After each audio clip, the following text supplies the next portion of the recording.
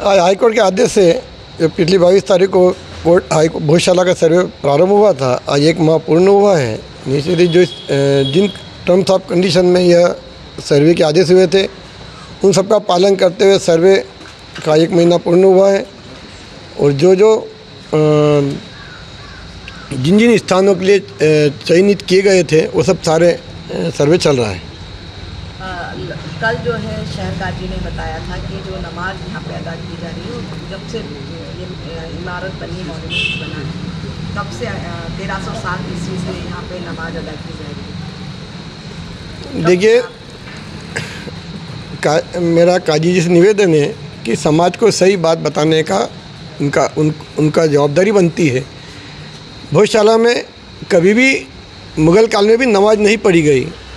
राजा भोज ने यह पाठशाला बनाई थी, तो जब इनके कमाल मौलाना धार आए तो उन्होंने इसको ही उसी पंक्ति को आगे बढ़ाते हुए दीन इलाही धर्म की स्थापना के लिए, यहाँ के हिंदुओं को दीन इलाही धर्म में लाने के लिए उनको यह शिक्षा देना प्रारंभ की। मतलब हिंदुओं को इस्लामीकरण करने के लिए वो केंद्र बनाया था उन्होंने, ना कि किसी नमाज के लिए। और 34 वर्ष उन्होंने रहकर इस क्षेत्र में इस्लाम की स्थापना का जो प्रयत्न किया, उसका ही परिणाम है कि आज भोजशाला अपने इस परिस्थिति में पहुंची है। भोजशाला में नमाज कभी नहीं हुई। 1935 में यहाँ के राजा किसी दीर्घ बीमारी में ग्रसित हुए तो सभी समाजों ने दुआ प्रार्थना की थी। मुसलमानों ने भी कहा कि हम भी राजा के लिए दुआ करना चाहते हैं। उन्हें 1 दिन की दुआ करने के लिए स्थान दिया था। इसका कोई लिखित आदेश नहीं है, जगह पड़ी थी, इन्होंने दुआ करी। उस दुआ को जब इन्होंने परंपरा बनाना प्रारंभ किया तो हिंदू महासभा आर्य समाज के लोगों ने उसका विरोध किया।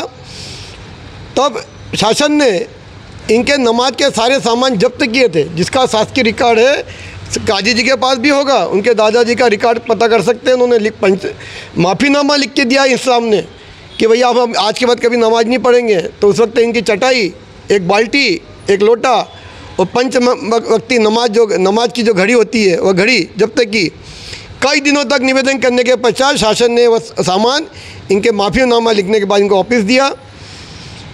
और जिसके पहले ये नमाज बख्तावर मार्ग पर जो बोरा कब्रिस्तान है वर्तमान में, उसके सामने फूटी मस्जिद है, वहाँ नमाज पढ़ा करते थे खुले में तालाब किनारे।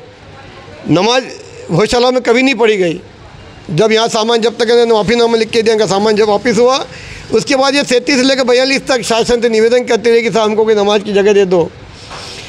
तब हेलावाड़ी की एक मस्जिद जो बख्तावर मार्ग पर स्थित थी, पराग होटल के सामने, वह खाली पड़ी थी क्योंकि हेलावाड़ी को जगह नालसा दवाई तब दे दी थी और ये मस्जिद कई दिनों तक खाली पड़ी थी।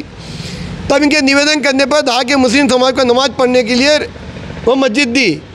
तो इन्होंने कहा राजा आपकी रहमत हो, और रहमत मस्जिद उसका नाम रखा, राजा की रहमत, जो आज भी बख्तावर मार्ग में स्थित है। यह 42 में इनको यह दी नमाज पढ़ने के लिए। तब से नमाज वहाँ पढ़ी जाती थी, कभी भोजशाला में नमाज नहीं पढ़ी गई।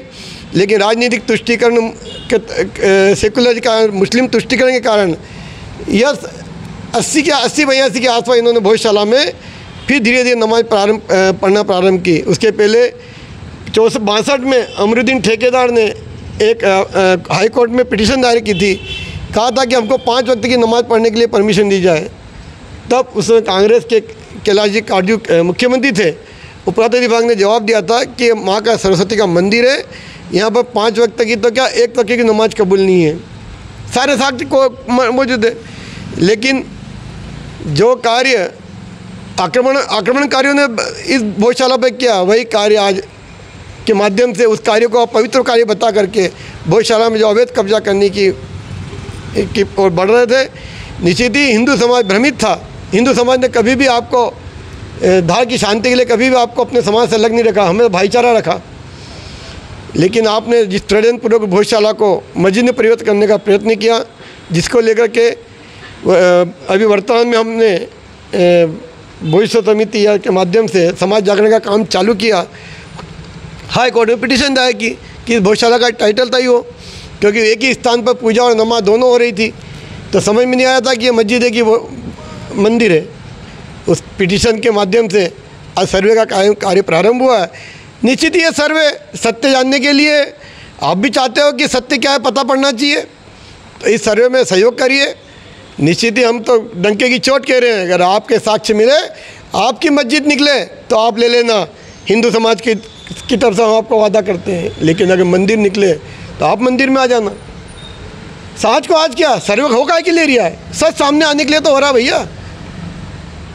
अगर आप कमाल मौलाना को भी अपना आदर्श मानते तो उनका कहीं हिंसा धर्म की बात कीजिए, लेकिन आप तो अलाउद्दीन खिलजी, दिलावर खां गोरी, मोहम्मद खिलजी जैसे दुर्दांत आक्रांता जिन्होंने इस भोजशाला और हिंदू समाज को नष्ट करने का प्रयत्न किया, उनकी भाषा में अगर काम करते हैं तो हिंदू समाज अपने मंदिर को बचाने के लिए तटस्थ है। आपने जो है कमाल मौलाना दरगाह की भी सर्वे की बात कही है जी, ये बार बार कहते हैं कि राजा भोज मिष्टी है, भोजशाला जांच का विषय कहाँ है पता नहीं। तो भोजशाला तो जहाँ थी पहले राजा भोज में वहीं थी, उसी स्थान पर है। जांच का विषय तो आपने ही बताया है कि कमाल मौलाना की 2 समाधियाँ साहब यहाँ पर परिसर में, एक तलगर में जो हमको नहीं पता था। लेकिन सत्य तो इससे भी अलग हटके, कमाल मौलाना 1310 में अहमदाबाद में जाके मरे, उनका देहांत तो वहाँ हुआ है। आज भी जामी मस्जिद के पास में कमाल मौलाना की समाधि बनी हुई है दरगाह। तो एक व्यक्ति 3 जगह कहाँ दब सकता है ये बता दीजिए हमको। तो जांच का विषय वहाँ होना चाहिए, मिष्टी वहाँ है, किदवंती वहाँ है, तो ऐसी किदवंतियाँ कहिए। साँच को आज क्या सर्वे हो जान दीजिए, आपको भी पता पड़ जाएगा कि ये स्थान कौन सा है, और आपको आपके बाबा का पता भी पता पड़ जाएगा कि आपके बाबा असल में कहाँ है, आपको कहाँ झुकना चाहिए। जो हमारे स्थान है वो हमको दे दो, और आपका है तो आप ले लेना, हम तो स्वतंत्र